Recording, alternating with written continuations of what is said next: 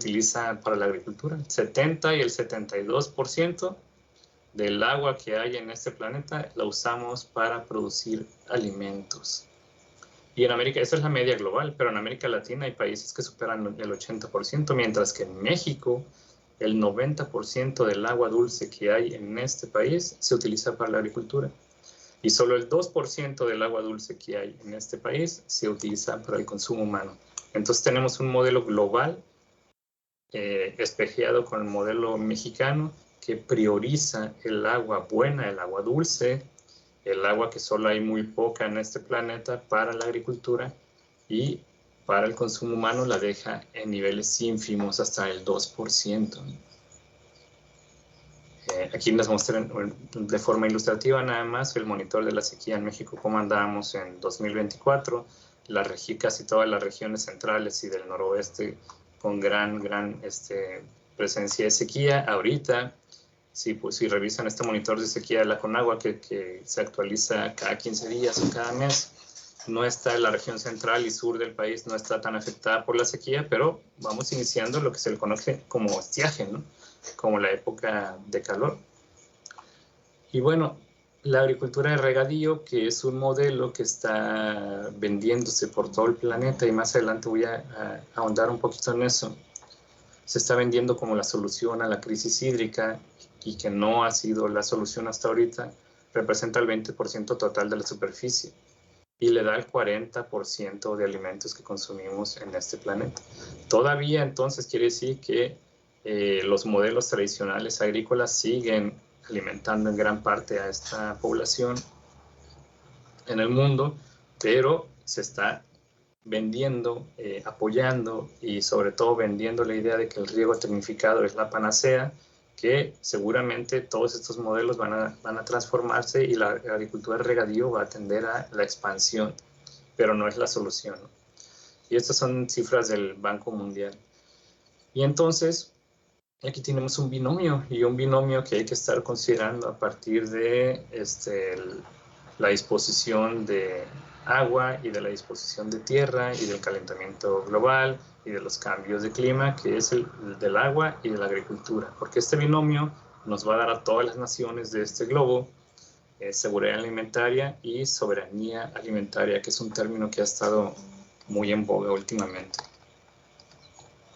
Bueno, y esto lo que termina haciendo es metiéndole presión a los sistemas de abastecimiento de agua, las llamadas cuencas hidrográficas, a los reservorios de agua que hay en lo subterráneo, y no se diga en lo superficial. Y el estrés hídrico también es un problema que está asociado al calentamiento, que está asociado a la falta de agua, y básicamente el estrés hídrico quiere decir que le estamos sacando más agua al subsuelo, a los mantos acuíferos, le estamos sacando más agua de lo que la naturaleza le inyecta. Y ya hay fórmulas, ¿no? Hay fórmulas para establecerlo, hay fórmulas para medir el nivel de recarga de los mantos acuíferos de forma natural, y la extracción que se tiene de forma artificial por procesos antrópicos, pozos y otros sistemas de extracción. Entonces, cuando le sacamos más agua al acuífero de la que la naturaleza le regresa, se dice que ese sistema hidráulico, ese sistema hídrico está estresado. Y si se dan cuenta, según la gráfica, la mayor parte del planeta padece un nivel de estrés hídrico que va de bajo a severo, ¿no? Y otra vez, regiones altamente pobladas, ¿no? Como el norte de América, bueno, aquí el norte de África aparece con una densidad alta, pero acordemos que aquí está el desierto, es obvio y es natural que no haya tanta agua. Pero en regiones muy pobladas, la India, no se diga China, la península arábiga, tienen grandes problemas también de estrés hídrico. Sacarle al acuífero más agua de la que la naturaleza le recarga genera varios problemas. Entre ellos, uno es la salinización. Como le estamos sacando más, tiende el acuífero a salinizarse, y cuando se saliniza un pozo, por ejemplo, ya no puede ser usado. Esa es una. Y la otra es la obvia, se acaba el recurso. Ya ese pozo ya no dio, en ese acuífero ya no dio nada de agua, nos vamos y perforamos otro hasta que nos acabamos el reservorio subterráneo, porque los reservorios superficiales, ríos, ya vimos cómo están, presas, ya vimos, los ríos ya vimos cómo están, las presas también están a nivel global estresadas. En este país, en este estado, por ejemplo, en Sinaloa, estamos por debajo del 17% del nivel de las presas, y en el país no supera el 50% en general. Y entonces las reservas de agua son escasas, ¿no? El uso industrial del agua dulce representa un 20%, y el consumo global humano se estima en 10%, aunque les decía, en México está por debajo del 5%. Y la industria, depende del país, termina jalando mucha agua buena, mucha agua dulce, hasta el 50%, como ocurre en España. ¿Qué es lo que se ve en el futuro? Bueno, ya nos dice la FAO, que la Agencia para la Alimentación y la Agricultura de la ONU nos dice que en el 2050, que está aquí a la vuelta de la esquina, cerramos los ojos y los abrimos y ya va a ser 2050, tenemos que alimentar a 9,000 millones de personas en el planeta. Pero eso va a implicar aumentar el 50% de la producción agrícola y el 35% del consumo del agua. ¿Cómo? Con todo esto que estamos mencionando. Y finalmente, alrededor del 25%, alrededor de 1.800 millones de personas en 2025 van a habitar en regiones con absoluta escasez de agua. Bien, ahora sí les decía, ¿por qué agua para comer y por qué agua para beber? Básicamente porque el agua es el insumo principal de la agricultura, y los alimentos son los que nos mantienen en este planeta, aparte del agua. Entonces necesitamos agua para producir comida y necesitamos agua para beber. Eso asegura la supervivencia humana, y no se diga de las otras especies, ¿no? Por eso el binomio o el juego de palabras que se refiere al agua para comer y al agua para beber. Les decía que la superficie de regadío aporta el 40% de los alimentos. Esto implica un cambio de modelo en la producción agrícola, pero esta tecnificación del riego, que se ha vendido como el milagro en Europa, en Estados Unidos, en China, en los países industriales, y se ha vendido como la solución, lo que está generando es que no se ahorre agua, sino que se amplíen las hectáreas de cultivo. Y por ejemplo, en regiones en Europa es muy común que, como se está eficientando mucho el agua y dicen, bueno, nos sobra, entre comillas, nos sobra el agua, dicen los agricultores. Si antes gastábamos 5 litros, es un ejemplo, ¿no?, para regar una parcela, y con estos sistemas eficientes ahora gastamos 2 litros, pues con los otros 3 litros sobrantes, pues vamos a abrir más hectáreas de cultivo. Entonces, lo que está haciendo la tecnificación del riego no está ahorrando agua, sino que está haciendo que la superficie agrícola aumente, y con ello aumente la demanda de agua.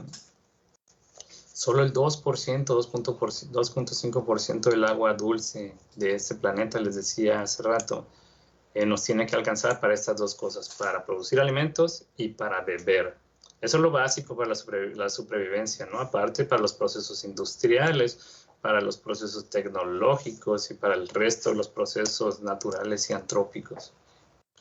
Y esto, desde mi perspectiva, y es una de las cosas por las que me gusta mucho el seminario y me gusta mucho la visión socioplanetaria, requiere de estudios con una perspectiva multisituada, que sean comparativos y que aprendan de regiones con características similares. Y pongo ejemplo un par de láminas sobre México, sobre sequía en México y sobre sequía en España, porque es un trabajo que estamos haciendo y lo voy a mencionar un poquito más adelante, con colegas de la Universidad de Sevilla, comparando las regiones y las experiencias. Es muy importante, porque si en España, por ejemplo, el modelo de regadío no sirvió porque no ahorró agua, sino que aumentó la superficie agrícola, en México, que estamos enamorados del modelo de regadío y que queremos que todos nuestros cultivos se conviertan a riego, pensando que vamos a ahorrar agua, la experiencia de otra región, en otro continente, en otra área geográfica, pero con características similares, nos está diciendo que no es la solución, ¿no? Entonces, este tipo de estudios nos pueden servir, con perspectiva regional y global, nos pueden servir para aprender de otras experiencias.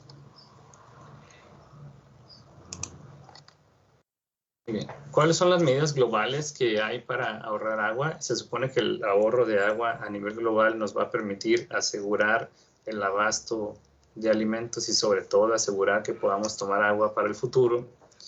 Y hay varias, las agencias internacionales y los gobiernos, las agencias internacionales desde la ONU o el Banco Mundial y algunos gobiernos de países poderosos han manejado varios elementos como la tecnificación, que les digo es una fórmula engañosa, pero es un modelo perseguido en América Latina y es engañosa porque requiere mucha inversión, pero no garantiza el ahorro del agua. Pero sí aumenta la superficie de riego, se fortalece la agroindustria, venden más fertilizantes, venden más insecticidas, venden más mejoradores de tierra, venden más agroquímicos para preparar la tierra y eso genera también mayor contaminación.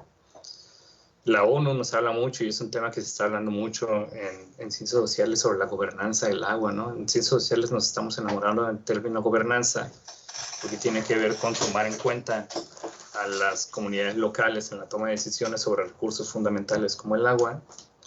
Y desde la ONU se está impulsando la gobernanza del agua. Y luego Banco Mundial salió con un asunto interesante donde nos habla sobre el riego resiliente y nos dice que dota a los agricultores de herramientas necesarias para producir cosechas abundantes, preservar el agua, conservar la tierra, aumentar la resiliencia ante las crisis climáticas y mitigar el cambio climático. Suena bien, suena como discurso de Miss Universo, pero no plantea las estrategias para llegar a esto, para llegar a la resiliencia en el riego. Sin embargo, sí plantea Banco Mundial que ha apoyado con $7,000 millones a proyectos de riego durante las últimas 2 décadas y esos 7,000 millones que se han esparcido por todo el planeta son para la tecnificación del riego. Entonces, por un lado, estas agencias apoyan la tecnificación del riego, que ya decimos no ahorra agua, sino que aumenta la superficie. Pero por otro lado nos habla de cosas que no terminan de explicar, como el riego resiliente y el problema del consumo desmedido del agua por parte de la agricultura continúa. Entonces, las agencias internacionales y los gobiernos no lo tienen muy claro, la fórmula para ahorrar agua. ¿Saben quién sí la tiene muy claro? Y aquí lo vamos a mostrar. La iniciativa privada. La iniciativa privada sí tiene claro la forma en la que puede ahorrar agua. Hay una perspectiva que pueden buscar en Google que se llama Agricultura 5.0 y es básicamente meter sistemas de inteligencia artificial, de automatización, robotización y monitoreo constante de los cultivos y de la tierra para mejorar las cosechas y para ahorrar agua. Este modelo de agricultura tecnificada que están ofreciendo las grandes corporaciones agroindustriales prometen reducir el 50% del uso del agua. Ellos dicen que con sus modelos 50% menos se va a gastar, pero aquí ponemos una pregunta. ¿Se acuerdan de la Revolución Verde de Estados Unidos entre 1960 y 1980?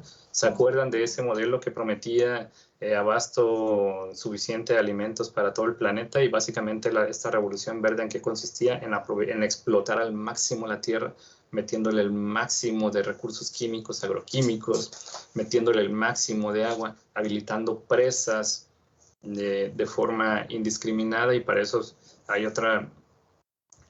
se agarró de otro modelo en Estados Unidos del denominado Valle del Tennessee, que fue a habilitar una serie de presas para favorecer la agricultura. Y bueno, esta revolución verde que prometía alimentarnos a todos y además que iba a tener recursos hídricos ilimitados, pues terminó siendo un fracaso, porque lo único que hizo fue ofrecernos productos altamente contaminados y acabarse los recursos hídricos en Estados Unidos. Y uno de los estudios que queremos hacer va en ese sentido. Ahorita voy a comentar algo sobre eso. Pero bueno, les decía, la iniciativa privada la tiene bien claro cómo ahorrar agua. Y de este modelo de IoT, que más adelante voy a platicarles un poquito porque es un modelo interesante que posiblemente podría ahorrar agua, nos venden la solución a la crisis hídrica, pero de este modelo que promete solucionar los problemas de agua, podríamos pasar a otro modelo, al de la robotización. ¿Y cuál es el riesgo de la robotización? Y no es un asunto de ser tecnófobo. El riesgo de la robotización es que si tienes elementos robóticos cosechando, la mano de obra humana se destituye. Y si ya de por sí los procesos tecnológicos a nivel global están destituyendo a la mano de obra humana, meter procesos tecnológicos robóticos en el campo nos generaría otro problema también. Pero eso es asunto de otra charla. Ahorita estamos hablando sobre el ahorro de agua. Las agencias internacionales no lo tienen claro. Los gobiernos no lo tienen claro. La iniciativa privada sí lo tiene claro. Y ahí es donde viene el riesgo, ¿no? Muy bien. Y la perspectiva actual, ¿cómo estamos ahora en la lucha hidroagrícola? Las y los campesinos, los sectores campesinos, desde el año pasado, de forma muy interesante a nivel global, se empezaron a ver una serie de manifestaciones y todas, y eso es lo bonito de los estudios globales y de los estudios regionales y de los estudios de problemas socioplanetarios, que estamos viendo que son las mismas reivindicaciones, ¿no? Entonces el año pasado tuvimos por toda Europa, tuvimos, si recuerdan, desde inicios del año, manifestaciones en Francia, en España, en Alemania, pero también tuvimos en Nueva Delhi, también tuvimos en México. Y ahorita en la Ciudad de México hay una serie de manifestaciones sobre el campo. Y básicamente lo que el sector agrícola global comparte en términos de demandas es que hay una inconformidad por el mercado internacional de alimentos, que este modelo es extractivo, solo quiere producir y producir y producir, no le importa gastar agua, no le importa que el alimento no se venda, no le importa que el alimento no se coma, sino lo que le importa es que se venda. Y eso está haciendo y es una de las demandas del sector agrícola a nivel global, fíjense en lo interesante de empezar a cruzar estas perspectivas entre Europa, entre Asia, entre América, de que no hay fuentes de agua superficiales o subterráneas que garanticen el suministro para la agricultura. Y una de las demandas a nivel global en la que coinciden las y los agricultores es que los gobiernos deben de habilitar fuentes subterráneas, sobre todo superficiales, para el suministro del agua para la agricultura. ¿Cómo? Con embalses, o cómo con sistemas de riego eficientes, que es lo que están pidiendo mucho en Europa. Están pidiendo gobernanza del agua, que están pidiendo lo que les decía, ser parte de la toma de decisiones en torno al uso del recurso. Pero decidir en torno al recurso sería seguir privilegiando a la agricultura. Y esto me lleva y nos debería llevar a la reflexión de lo que mencionaba hace un rato respecto a los estudios con perspectiva multisituada, que tengan análisis comparativos, que aprendan de experiencias en regiones con características similares. ¿Por qué? Porque la visión regional, una visión global, está hablando de cuestiones antrópicas naturales y cuyos ciclos son globales, ¿no? Entonces tenemos que empezar también a desprendernos, y eso es un reto para las ciencias sociales y para algunas disciplinas muy específicas como la antropología, que es muy localista. Empezar a ver la perspectiva más integral, porque los ciclos naturales son globales. Y entonces las actividades agropecuarias, el agua, nuestra propia necesidad fisiológica de comer y de beber, y los eventos climáticos adversos son globales. Y si los empezamos a abordar desde lo global, desde cómo nos afectan en distintas regiones y cómo compartimos las mismas demandas y las mismas características, podemos empezar a plantear soluciones estratégicas a nivel global, que a eso voy a ir ya hacia el final. Esta perspectiva socioplanetaria tiene que ver con los procesos, las relaciones, la simbiosis entre esta especie, entre la humanidad y el planeta en el que habita, el planeta Tierra.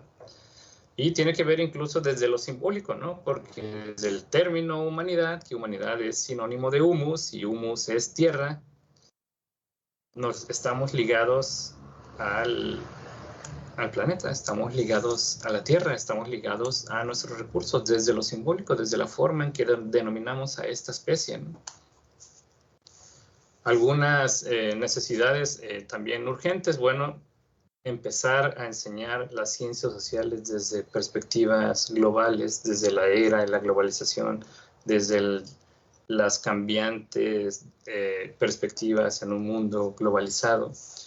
Y ya hay esfuerzos, ¿no? El Informe Mundial sobre Ciencias Sociales, hay algunas perspectivas de estudios multinacionales. Por ejemplo, les decía lo que estábamos haciendo nosotros con colegas de la Universidad de Sevilla, que es comparando cómo las políticas del agua, la demanda agraria y la infraestructura hidráulica en una región específica de España y en una región específica de México comparten las mismas características, los mismos problemas, y se están vendiendo las mismas soluciones como el riego tecnificado.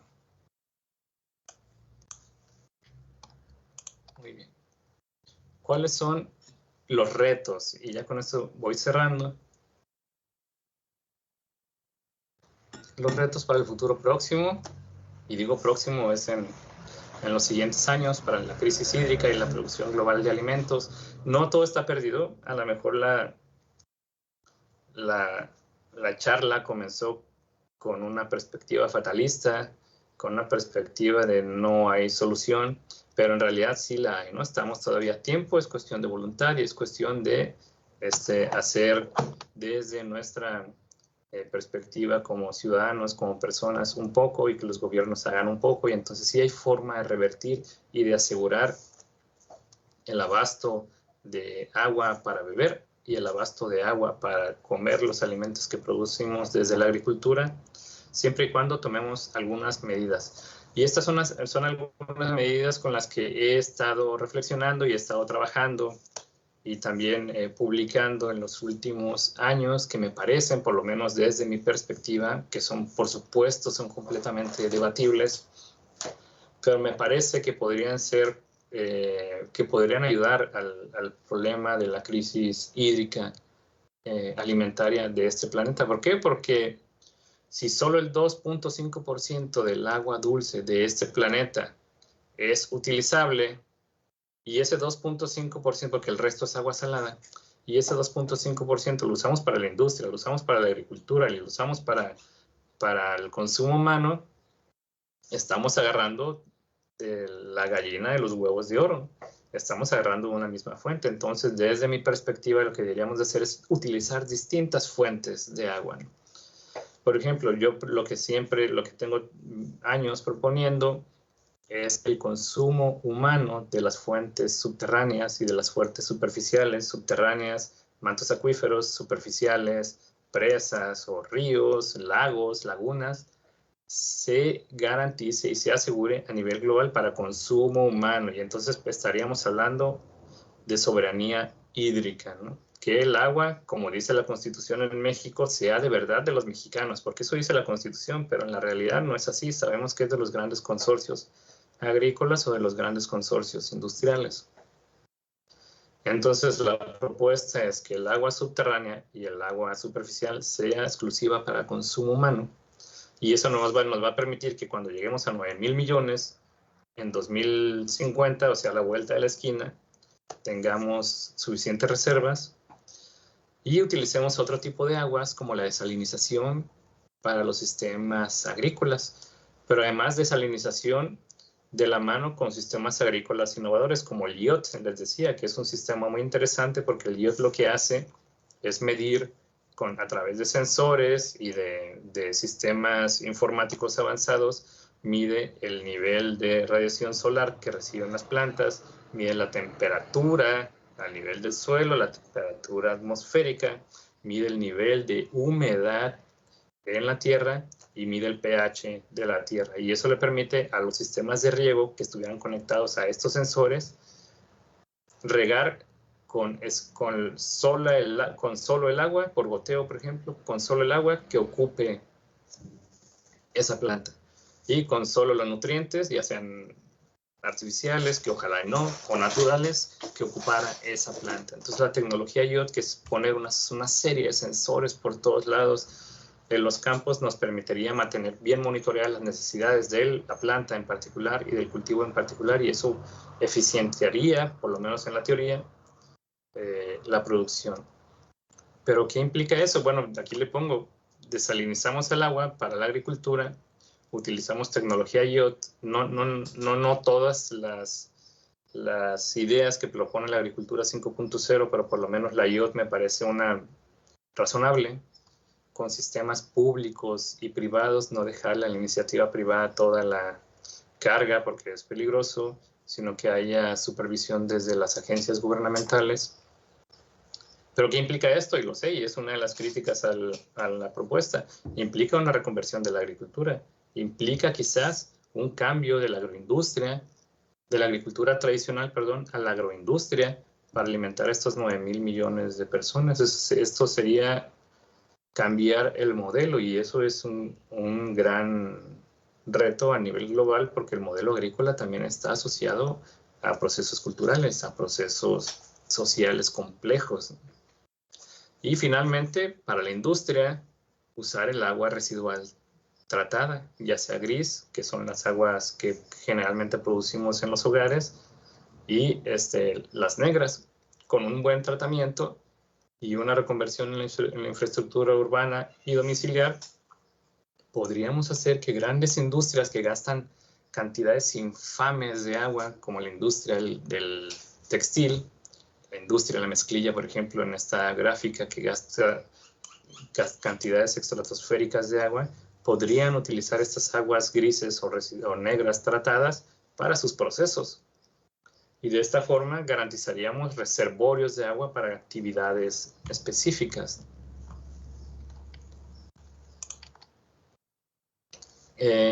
Algunas otras proyecciones, bueno, garantizar la soberanía alimentaria de cada región y cultivar y proteger sus cultivos básicos podría también ser una solución desde las agencias gubernamentales.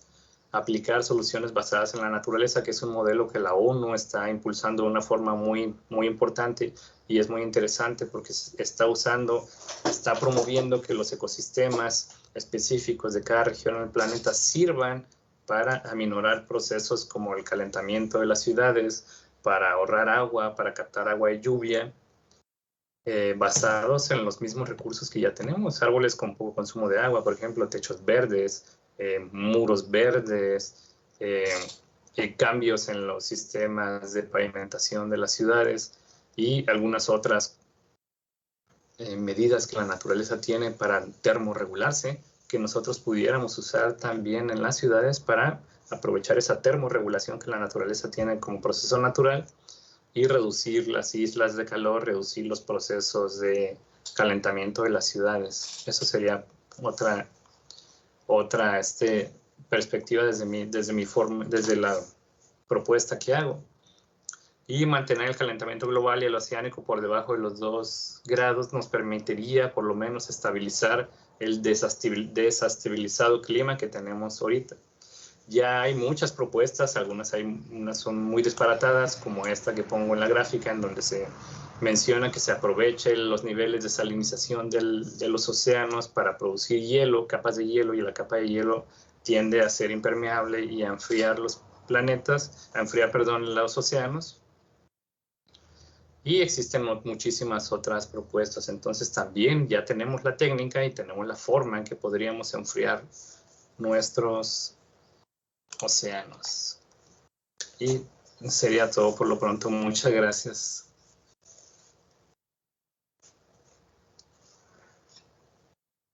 Muchas gracias, doctor. Muchas gracias, doctor Omar. Muy interesante toda esta visión desde una perspectiva global en relación con el agua, que yo creo que es un tema que, como bien dices, afecta a todo el planeta y en especial a México, ¿no? Y muy particularmente a ciertas regiones del país. Pues bien, pasamos a una sesión de preguntas. Y pues bueno, tenemos a un participante. Adelante. Sí, soy yo. Muchas gracias. Buenos días. Es un placer estar con ustedes. Tengo unas preguntas para el expositor. ¿Por qué China, que es uno de los máximos productores y consumidores de agua, que incluso hizo una presa que cambió el eje de rotación de nuestro planeta, ¿por qué Estados Unidos no le hacen caso a nada de esto del calentamiento global y el fin del mundo? Y todo se centra sobre los que creen en infinidad de dioses, ¿no? Como los africanos, los asiáticos pobres, los latinoamericanos. Porque todo lo que presentaste es en ese sentido. ¿Por qué, si tienes alguna idea, alguna hipótesis o algún dato que sea prueba, por qué los países que acabo de mencionar, entre otros, hasta niegan la existencia del cambio del calentamiento global? Gracias. Muchas gracias. Lo niegan y además tienen un ejército de científicos y de científicas que avalan esas negaciones, ¿no? Y hay una lucha de publicaciones científicas global entre quien dice que se calienta el planeta y quien dice que no. Pero si lo analizamos desde la perspectiva de Wallenstein, acuérdense que Wallenstein nos plantea el modelo del centro y de la periferia, y los países del centro, que son los países poderosos, y los países de la periferia, que son, como planteaba el compañero, precisamente África, América Latina, que son dependientes del centro y además los dotan de recursos, los dotan de riqueza, pero también son los responsables de que se contamine, son los responsables de la pobreza, son los responsables de la violencia. Tiene que ver con el discurso hegemónico que se plantea desde el centro, ¿no? Como dice el meme, no es lo mismo que visitar Canadá que Canadá te visite, ¿no? Cuando uno visita Canadá, Canadá es uno de los países más verdes que existe en este planeta. Tiene procesos de protección ambiental muy, muy avanzados. Pero cuando Canadá nos visita, particularmente en regiones de América Latina, con la minería, por ejemplo, genera procesos de devastación ambiental terribles, ¿no? Y ni siquiera necesitamos irnos a otro lado del continente. En México tenemos grandes ejemplos de eso. Entonces, efectivamente, China, con esta gran empresa que cambió el eje de rotación, como dice el compañero, y además ralentizó también el movimiento de la Tierra, China es un buen ejemplo de un gran, por no decir devastador, pero sí por lo menos un gran consumidor de recursos naturales. Y está ávido de recursos y sus regiones geográficas ya no le alcanzan, que está extendiendo los tentáculos a otras regiones como el norte de África, o África en general, América Latina, México, por supuesto. Se están llevando muchos recursos de México. Entonces, pues negar que existe un problema de saqueo, negar que existe un problema de calentamiento es parte de no aceptar la responsabilidad de lo que estoy haciendo, ¿no? Y como menciona precisamente, Estados Unidos es uno de los países que niega el calentamiento global, pero también es uno de los países que ha cambiado, revolucionado al planeta en términos terribles, ¿no? Esta revolución verde que les decía, que generó más procesos de extracción y de contaminación. Tienen el modelo estadounidense, es un modelo de consumo avasallador, es muy, muy, muy fuerte el consumo. Entonces, mejor negarlo para mantener mis fuentes de explotación, para mantener mis fuentes de ingresos, que aceptarlo, porque aceptar un problema implica invertir recursos, personal calificado y, lo más importante, cambiar el modelo. Entonces, a países que son extremadamente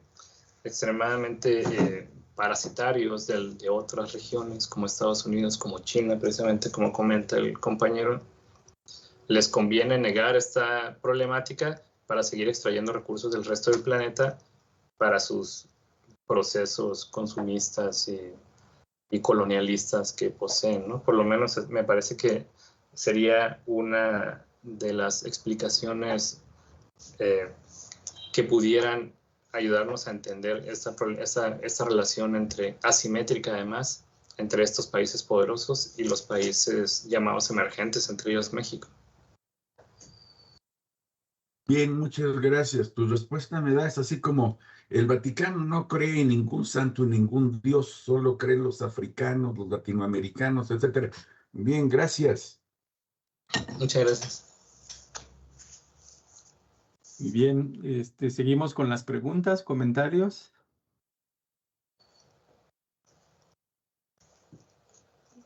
Adelante. Aquí tenemos una participante. Hola, mucho gusto. Soy alumna del profesor aquí de antropología. Me interesó mucho el tema. Como tal, no sabía bastante, pero ahorita tengo una materia que se llama Desarrollo de Proyectos en Cuestiones Ambientales. Y justamente tengo una pregunta, la cual es,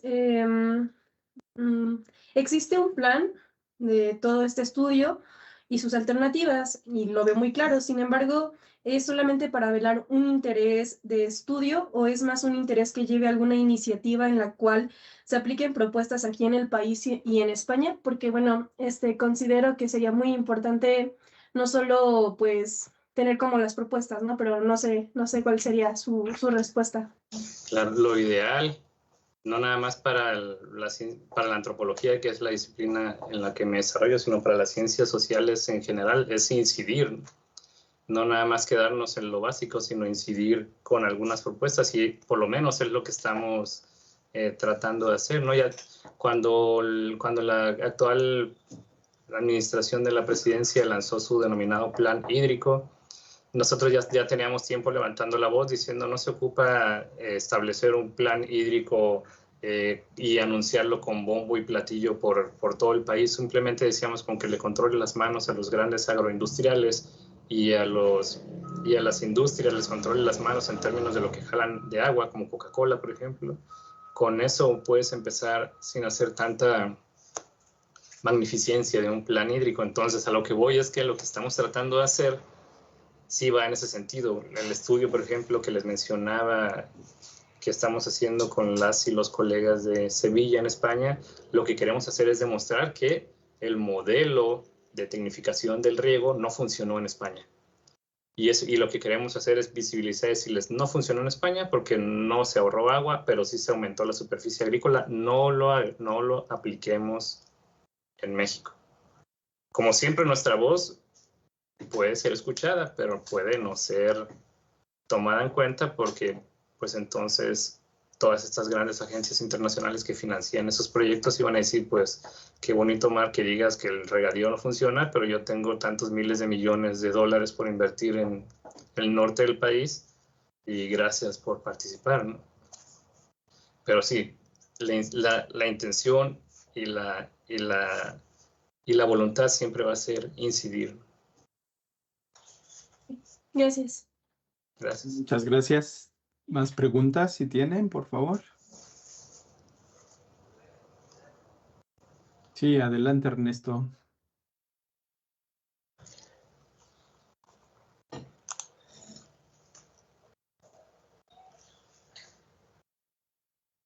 Sí, activa tu micrófono, por favor.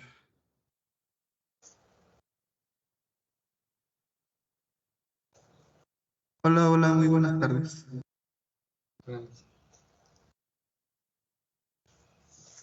Sí, adelante. Permítanme un momento porque tengo interferencias. Un momento. Ok. Listo, muchas gracias. Hola, muy buenas tardes. Primero quiero agradecer la plática tan interesante que nos ha compartido sobre la situación del recurso agua y su vinculación con la agricultura, doctor. Gracias. En este sentido, me gustaría cuestionarle si usted ha identificado o ha tomado en consideración algunas prácticas agrícolas sostenibles que contribuyan al ahorro y el cuidado del agua. Claro, esto en contraste con las prácticas actuales de tecnificación del riego, o como usted lo mencionó claramente, la agricultura 5.0.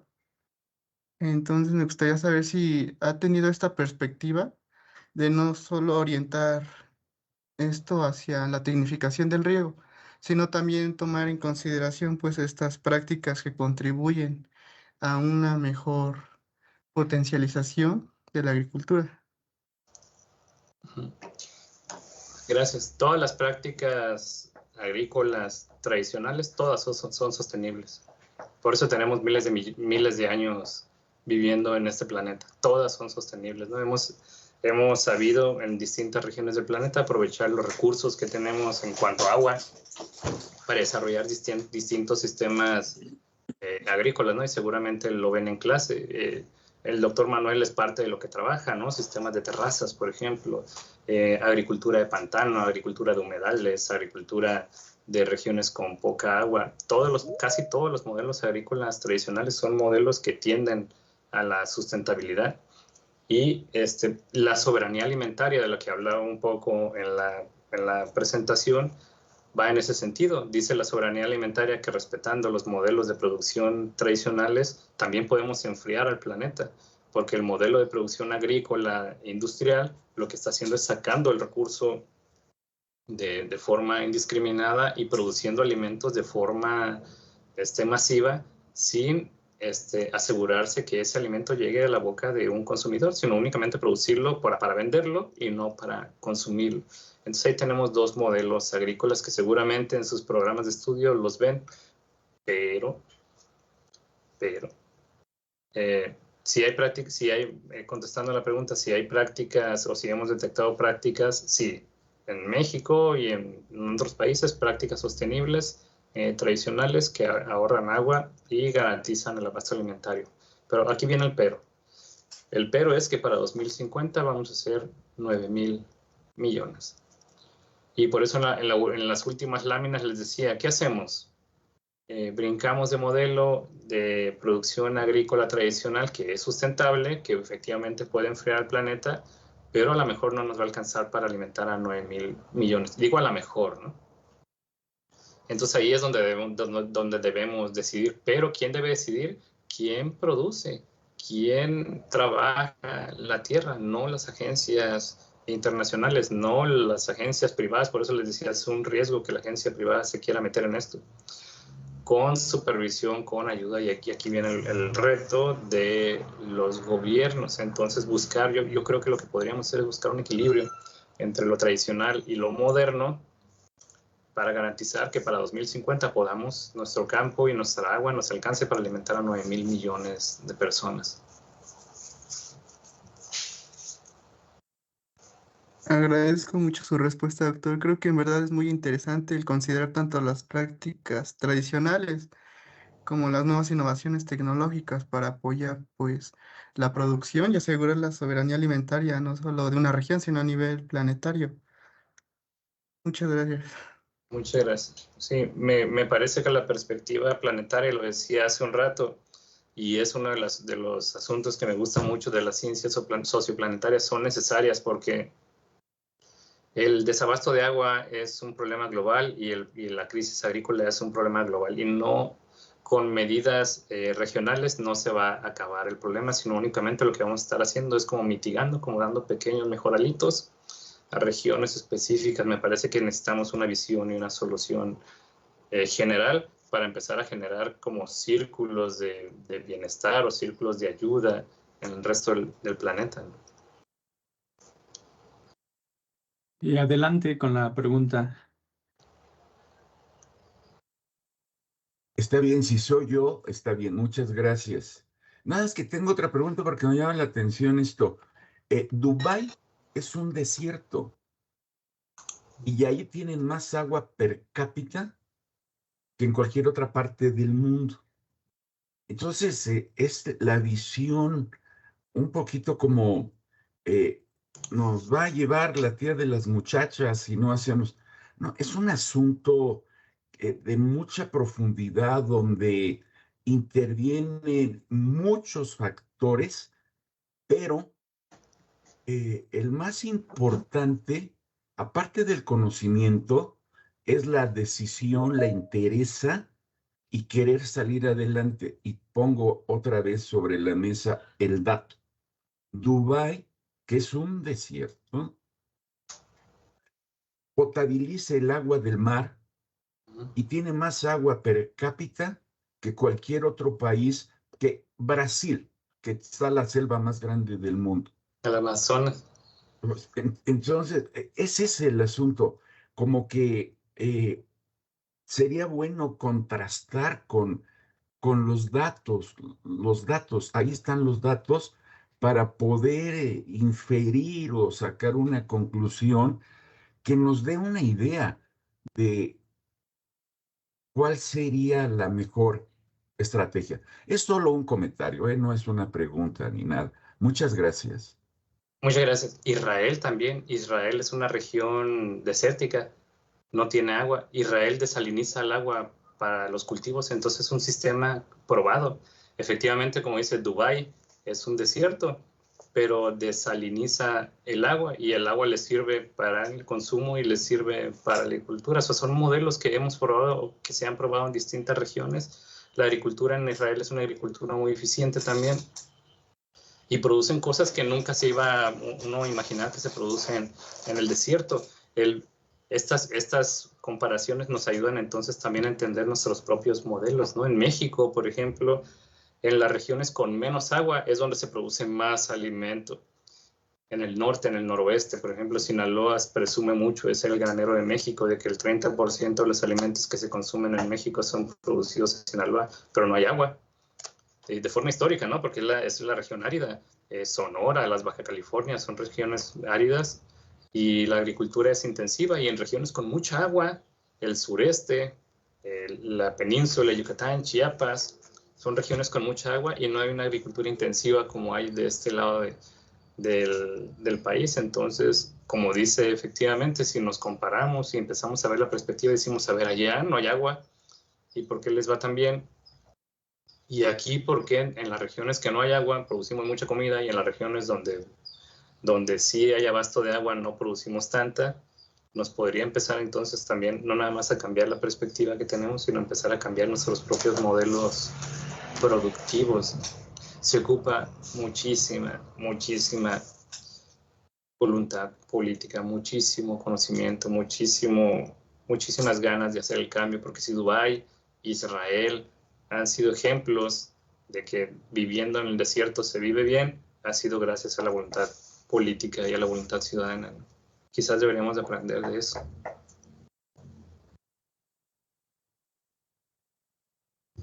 Muchas gracias. Si hay alguna otra pregunta o comentario. Y adelante, doctor.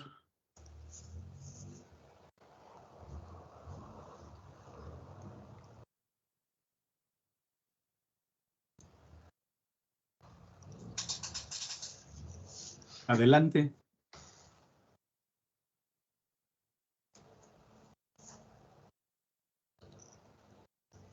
¿Estará silenciado el micrófono? Préndete tu micrófono, doctor. Sí está activado, pero no sé. No quiere hablar. No. Tendrá problemas ahí con su micrófono. Bueno, en lo que pudiera activar su micrófono, ¿alguna otra pregunta? Sí, adelante, Ernesto.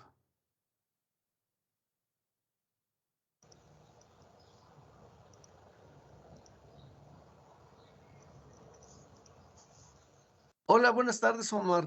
Ya me cambié de máquina. Buenas tardes.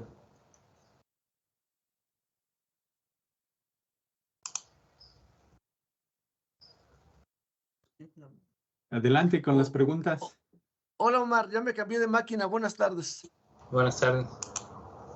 Gusto en saludarte. Mira, yo creo que de lo que has expuesto, pues, genera más que inquietudes, pues algunas formas de pensar más que nada en cuál sería este futuro vinculado entre las cuestiones del agua, las condiciones climáticas y la agricultura. Sabemos que efectivamente en la agricultura intervienen o interactúan una gran diversidad de factores geográficos, ecológicos, biológicos, climáticos. Y efectivamente la agricultura en México, pues si pensamos cómo son las condiciones geográficas en México, realmente de qué superficie estaríamos hablando que tiene la aptitud y la potencialidad para producir alimentos. Bueno, eso es como un comentario. Mi pregunta es, ¿tienes conocimiento, doctor, si en algunas partes de México se está desalinizando el agua de mar para aplicarla en la agricultura? No. No es que no tenga conocimiento, no se está desalinizando para eso. Sí hay plantas desalinizadoras, pero son para la industria turística y un ejemplo muy interesante es la ciudad de Los Cabos en Baja California Sur, que es una zona desértica, pero las plantas desalinizadoras que hay ahí son para abastecer hoteles. Aquí la desalinización del agua no se está planteando como una solución, pero en otras regiones del planeta sí. España tiene 700 plantas desalinizadoras de agua y siguen apuntándole a ese modelo. Pero aquí en este país estamos esperanzados a que la lluvia nos va a recargar las presas y nos va a recargar los mantos acuíferos subterráneos. Pero llevamos por lo menos 5 años de esperanza, porque desde 2020, les decía, tenemos una terrible sequía que ha ido aumentando y no mejora, ¿no? No sé por qué no hemos planteado ese modelo. Si en otros países, les decía, ya sea que es caro, por supuesto, es caro, pero es más caro no producir alimentos. Es caro poner una planta desalinizadora, sí, pero es más caro que Sinaloa se quede sin ser el granero de México, o que México se quede sin cultivos básicos como el maíz, únicamente porque no hay agua. No sé por qué no hemos volteado a ese, o los gobiernos, mejor dicho, no han volteado a ese sistema. Yo creo que efectivamente esta cuestión que has mencionado, doctor, está muy vinculada con esa voluntad política, porque aquí en el Valle de Toluca, específicamente en la zona industrial de la ciudad de Toluca, sabemos que por ley, por reglamento, cada empresa debe tener funcionando una planta de tratamiento de estas aguas. Sin embargo, todas estas aguas que van al final al río Lerma, sabemos en qué condiciones se encuentra este río, ¿sí? Que no, desde hace 34 años se han tratado de implementar algunas estrategias políticas para su saneamiento, para su recuperación, y efectivamente ahí es notorio cómo definitivamente, en lugar de mejorar las condiciones, las propiedades del agua, están empeorando, porque efectivamente las empresas no aplican o no funcionan adecuadamente estas plantas de tratamiento, doctor. El Lerma es el río más contaminado del país, ¿no? Efectivamente, y aún estas grandes volúmenes del agua del río Lerma son utilizadas en algunos estados, en alguna parte del Bajío, para regar productos, y que al final esos productos llegan a los mercados y sabemos en qué condiciones llegan a los mercados, regados con aguas negras no tratadas definitivamente. Sí, por eso parte del planteamiento que hago es que el agua gris de nuestras casas y el agua negra, con un buen tratamiento, con buenos sistemas de tratamiento, podríamos utilizarla para procesos industriales. ¿Por qué necesitamos agua limpia para producir mezclilla, para producir telas? No es necesario. ¿Por qué necesitamos agua limpia para enfriar servidores de estas grandes agencias cibernéticas? Podemos utilizar agua residual para enfriar servidores, para enfriar maquinaria, para producir telas, para producir carros. ¿Por qué usar agua limpia, la poquita agua limpia y buena que tenemos para esos procesos que a final de cuentas, como menciona, efectivamente regresan el agua a los sistemas hídricos y la regresan hecha una porquería, ¿no? Sí, doctor. Gracias por tu comentario. Muchas gracias. Muy bien, pues pasamos a una última pregunta, comentario.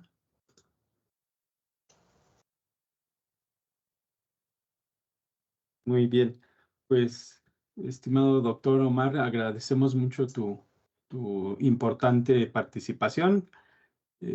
Perdón, hay una participación de Ernesto, adelante.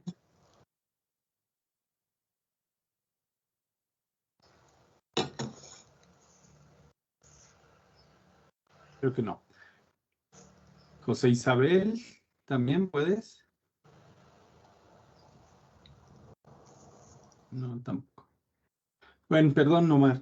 Pues te agradecemos mucho la participación en el seminario, muy interesante, genera muchas inquietudes, como comentaban. El tema del agua, pues bueno, siempre va a estar presente en la vida de la sociedad, ¿no? Y pues bueno, sin más, a nombre de los que coordinan el seminario, te damos las más sinceras agradecimientos y por haber aceptado esta invitación. No, al contrario, muchas gracias por la invitación, muchas gracias por el interés en el tema. Trato de ser propositivo, mis estudiantes siempre dicen que soy muy catastrófico, pero ante escenarios catastróficos me parece que soluciones como las que trato de plantear podrían generar esperanza en procesos complejos como estos. Gracias por la invitación, doctor Manuel, y gracias por la consideración al trabajo que estamos haciendo desde acá. Y con mucho gusto. Y bueno, pues nada más quedaría pendiente enviarte tu constancia de participación. Y bueno, en algún momento breve te la haremos llegar. Pues muchas gracias a todos los participantes. Adelante, doctora. Doctor, si me permites un momentito, por favor, doctor José Manuel. Sí, adelante. Con relación a las constancias de nuestros ponentes y participantes, las constancias se les van a hacer llegar vía correo electrónico y el reconocimiento de nuestro conferencista, del doctor Omar Mancera, también se le hará llegar de esa manera. Agradecemos a todos su participación y con base en las listas de asistencia les haremos llegar su respectiva constancia. Muchas gracias, doctor. Muchas felicidades. Una excelente conferencia. Muy amable. Muchas gracias, doctora, por la invitación y muchas gracias a las y los asistentes que se quedaron todo el tiempo y estuvimos al pendiente. Gracias también. Muy bien, pues muchas gracias a todos y nos vemos en la próxima sesión. Hasta luego. Gracias. Buenas tardes a todos. Buenas tardes.